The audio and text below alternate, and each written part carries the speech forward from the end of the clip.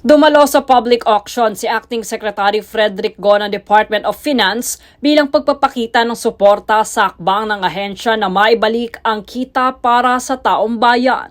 Ayon pa sa Bureau of Customs o BOC, may kabuuang 13 sasakyan ang nasa kustodiya nila.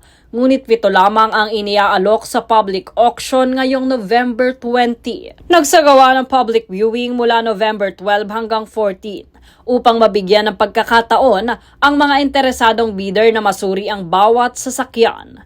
Kabilang sa mga inilalok na units ang Toyota at Bentley, Rolls-Royce, Mercedes-Benz at Lincoln Navigator. Mahigpit na ipinatupad ang proseso ng verifikasyon at rehistrasyon upang matiyak na transparent at maayos ang bidding. Bahagi ito ng inisyatiba ng ahensya na makabawi ng kita na nararapat mapunta sa kaban ng bayan.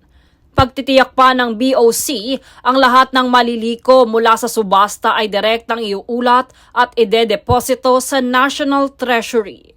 Layunin nitong maibalik at magamit ng tama ang mga ari-ariang pampubliko para sa programang pangkaunlaran ng bansa. Jade Buhoy, nag-uulat para sa Golden Nation Network.